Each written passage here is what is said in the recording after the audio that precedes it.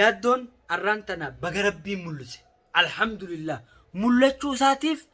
وريتن إسا خنا جلدي مي ملسو داف جيو وان جبدو بكا جبدو انت سيني بكا همتو انت سيني باسس. السلام عليكم ورحمة الله وبركاته. إسنين جنة أجيفتوتا في هردفتوتا إلمان أورمو هنده خبيالا جرتني في خنبي خيس جرتن إسن هندنو سلامتان نجايا في فيان جارين وانتون جارين سنياجو إسنين جنة خنتي عن سنيجا وبليين كيا أرانتن عن يوتن نينتور تربال لما مصدقيه هنكان أسر ربين هاسوني ميديا خنا ربين هاسوني تربان لما مصدي رومو أرانتنا وان هدوتا كتان هاسومتو بيا عرباتنا خيسة بيوما بيا عربات جروتنا خيسة وان هدو جري يوتفراتكو قرتي والبيتو مكانو رورو ولرو في وان انتاني فا وليادي عربان أصو مني أورومو jajjabaan Oromoodha gartee manguddoon Oromoo qeeroon Oromoodha akkuma biyyaas jiranitti biyya tana keessaas jirru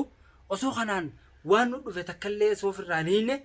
as deebanii araba waliif fidanii waan hamtu walirra yaadaa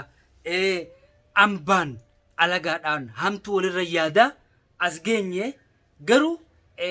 namoonni kana waan hamtu namarra yaadu kunis ni tatakkata nama hundaa miti dhugaadhaan jirti Oromooni namni gaariinis ni jira tolaanis ni jira. akkasumatti obboleeyyan kiyya gaawwaniin isinin joo irraantana gurbaata dhiyoo tana hidhan yaaddoo sabaa kan jaamu YouTube saa ni beeytan isinin jenna obbo yaaddoo ni beeytanii ni hidhamee hogguu hidhame kana namni isa hidhe alagaatti fidameeti alagaan hidhame alagaadhaan hidhamuu sin qabu turree duraanu alagaadhaan hidhamuun turre kanaafuu asirratti gaa wanti asirra godhamuu qabu silaa wanni gartee namaa fi isaaniifis gaarii ture osoo hamtuu ifii waan nama hedduu dhufe osoo alagaadhaan inni kanne Oromoodhaan hiikkachuu qabanii manguddoo Oromootiin qeeroo Oromootiin kanaan hiikkachuudha qaban ture haa ta'u wanni dhufte balaan maa dhufte hin jaanii akkatti dhuftetti hiikanii mee haa akkatti dhuftetti hiikanii haa jennu amma akkatti dhuftetti hiikuudhaaf dhuga arraantana miciyyoon jaartiin isaatilleen tan duraan kaa akka taate san quba qabdanii akka deemtee jirtu deebitee ilmoo fudhattee jedhan dhugaa fudhattu ilmoon haadhaan tolti warreettan gartee namni ummanni gartee ilmoo tan akkamiin fudhatti akkamiin maa fudhatti ilmoon maali jettanii onneettan ilmoon haadhaan tolti mukni daraaraadhaan tolaa jedhan daraaraan mukaan tolaa jette Oromoon kanaaf akkasumatti ilmaanis haadhaan tola ilmaan san fudhachuu ni tolchite dumaashin teenya qaaliin obboleettiin teenya qaaliin dhugaadha ilmaan san fudhatte tajaajilachuudhaaf ni tolchite isinin jaa haa ta'u amma immoo waan bareedaa gara bareedduu karaa gartee itti maqaan keenya kunilleen biyya namaa tana keessatti itti nu tolaa deemu wal gargaaraa wal cinaa dhaabbachaa waan nu dhufe guyyaan nagayaa hedduudha guyyaan badii tokko dhuga jireenya kee keessatti akkuma nagayni si hoddommaatutti badiilleen guyyaa tokko si dhufti ammoo haa jennu badiin guyyaa waa xiqqoo guyyaa muraasa wanni isiin nama dhuftu obsaan bira dabruudha qabna obboleessi keenya yaaddoon obsaan dabruudha qaba cinaa dhaabbanna akka namaatis sababa rabbuma waan hunda tolchuu namaa fi akka namaatitti cinaa dhaabbanne waan namni namaa godhu waan namni gartee namaaf gargaaruu danda'u ni gargaarra qabeenyaa fi waan silaa barbaachisu tokkolleenu irraa duuban jennu obboleessa keenya yaaddoo kanaaf wanni isa dhufe kun wooma nutti dhufe kanaafu gartee arraantana cinaa dhaabbanne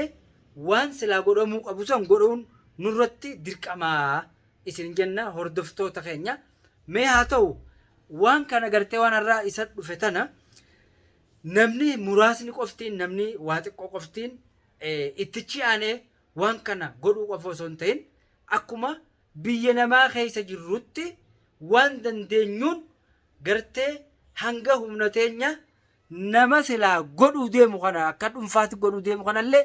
gargaaruun waan dirqama nurratti ta'uun isin jaa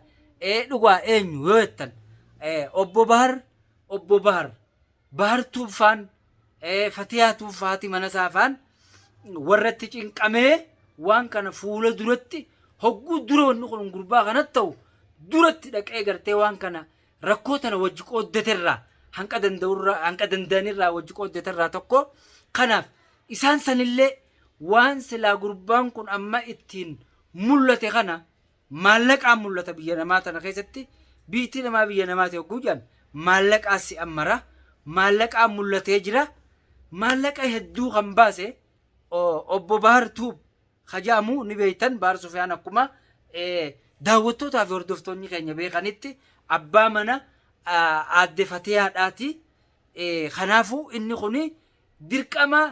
dura waan kana dura cicee waan kana hojjetee waan kana ummata kana gurbaa kana agartee akka inni argamu waan godhe tokko isa kanarratti gaa hujii isaan gartee hojjetan kana haadha manaatii fi abbaa manaatiin akka dhuunfaatitti osuma Oromoo miliyoonaan kumaatamiin as keessa jirru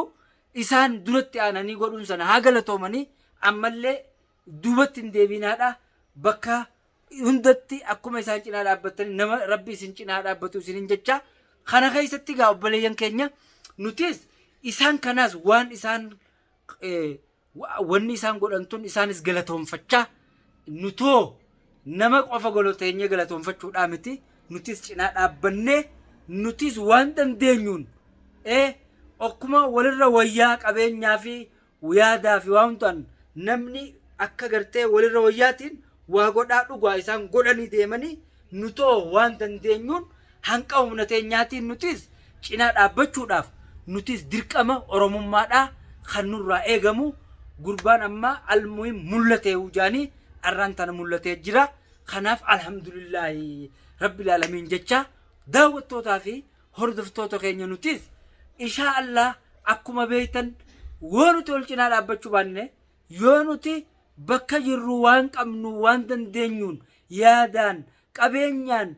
waan dandeenyu takkaan biyya ambaa keessa wal cinaa yoon dhaabbatin namni as deebi'ee nu cinaa dhaabbatu waan hin jirreef arraan tana gaa nutis wal cinaa dhaabbachuun dirqama keenyaan isinin ja'a. Kanumaafuu hawaasni wajji biyya tana keessa jirruu fi hawaasni koomentiidhaa fi yaadaa fi jinnii waan adda addaatiin nu gargaartanis galatoomaa isinin jenna. Isin ammallee waan dandeessanii warri ala jiruu fi warri keessa jiru nu cinaa dhaabbachuu nu gargaaruu rakkoo nurra dhufte nutis yaada asumarraan isinitti dabarfanna wal bira jiraannee afaan walitti himnu asirraan waan walirra dabarfannuuf waan waliif dabarsinu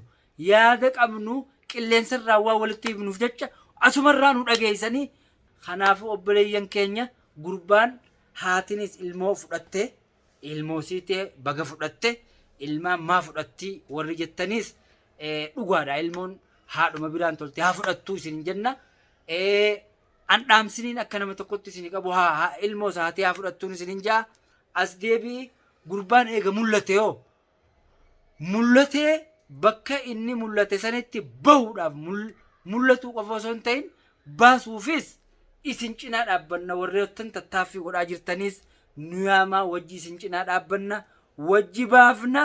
inshaa Allah sababuma goonaa kabaasu Allah. Kanaaf gaa hordoftootaa fi daawwattoota keenya isinis yaada qabdan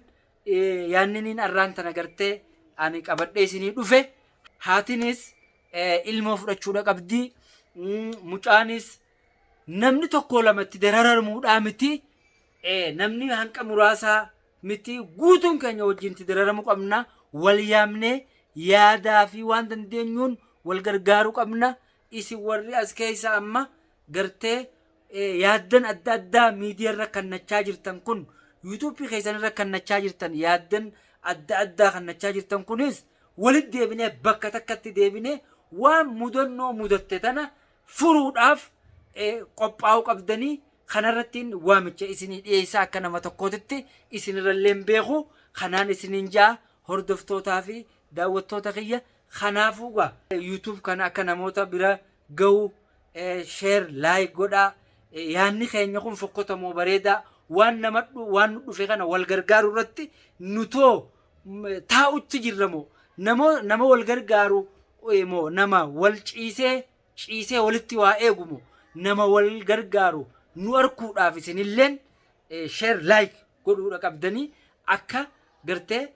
baroomsa walirraa fudhannee gartee biyya keessaa fi biyya alaatii fi bakka namuu bakka jirutti waan hawaasa keessanirraa nama tokko mudatu akkaataa itti gargaartan nurraa barachuudhaaf walirraa barachuudhaaf tambeeyne komentii nu katabdanii nuuf dabarsitanii nu barsiisuu isinis waan nurraa irrate nutti guuttaa waan dadhabne nu hima kanaaf wal barsiisaa wal qabachaa walitti idaamaa wajjin jireenya fuulduraa itti fufachaa waan nu dhufee fi taqabnuu fi tanqabne irra wal gargaara haa wajjiyaanuun isiniin jaa obboleeyyan oromoodhaa ilmaan oromoo ilmaan ayyaa kan jaamu hundinuu isin yaada keessan yaada babbareedaa amma oromoon numaa haala bareedaadha waa wajjiif jirtuuf jecha wal ta'insa wal gahii bareedduu yaada walitti dabarfachuu wajji jiraachuu akka jabaa waa waliin maxxantee jirtuuf inshaallah waa takka nuti ilmaan oromoo addunyaa kanarra jirru hundinuu wajjiin qabsooynee wajjiin jiraannee wal gargaarree wajjiin wal qabannee yaa'uudhaaf nuti if duuban deebinu isinin jenna gaaddoon arraan tana baga rabbiin mul'ise alhamdulillah mul'achuu isaatiif warreettan isa kana jala deemee mul'isuudhaaf gee waan jabduu bakka jabduu hunda seenee bakka hamtuu hunda seenee baasees galatoomaa isinin jenna galanni keessan asumaan isin yaatti fufuu isinin jenna baga rabbii mul'isee gurbaa kana baga rabbiin balaa hunda jalaa baase alhamdulillahi waa hundaafu galanni karabbiiti gurbaan kun arraas gartee guyyaa hedduu amata meeqa keessaa guyyaa tokko wanni kana nama mudachuun ni mala warri gartee maarree dheettan wanni waa hamtuudhaatti fudhattan hundinuu waan nama addunyaa tanarra jira hunda mudataati kanaafuugaa obboleeyyan kiyya wanni isin hin jiru gurbaa kana baasuu bahuu isaa tanaaf mul'achuu isaa tanaaf galanni karabbiiti haatinis ilmaan fudhattee itti as baatee yaada cinqamtee halaaka geessisan hunda cinqii irra geessisan hunda jalaa baatee jaarsisii abbaan manasii mul'atee fi obbo yaaddoon mul'atee fi as gahuu isiitiif hanga cinqamtee bakka hunda seenteef isinis haa galatoomtu jaarsisii abbaan manasii mul'atee fi jira ilmaan sii keessa nagaan deebite dumaashin teenya qaaliin ilmaan sii keessatti deebite hanga baafnee abbaa mana isiidhaan manatti isiidhaaf deebifne akkasi jireenya isaanii jireenya fuulduraa jireenya kaduraatiin caalaa itti fufatan akka wajjiin gartee bultii isaanii deebi'an isaaniif hawwina nutis alhamdulillah baga rabbii baasee baga rabbii mul'ise baga rabbii baasee baga rabbii mul'ise mul'achuunii fi mul'achuu jechuun bahuma jechuutti yaadaa yookaan duraan yaadee san irraa baga rabbii baasee baga rabbii mul'ise alhamdulillah rabbil alamin isin jenna daawwattootaa fi hordoftoota keenya yaanni arraan tana qabannee isiniif dhufne kana fakkaata dhuguma gaa waan hamtuu takkaatu biyya tana keessatti nu mudatee jira wanni isa mudate wooma na mudate wooma isinis mudate waan ta'eef kanarraa yaada dabarfanne yaada qabdanis nu kannadhaadha isin jenna nagayaan jiraadha nagayaan isinitti haa ta'u viidiyoo tana share like godhaadha nu cinaa dhaabbadhaa waa hundaanuu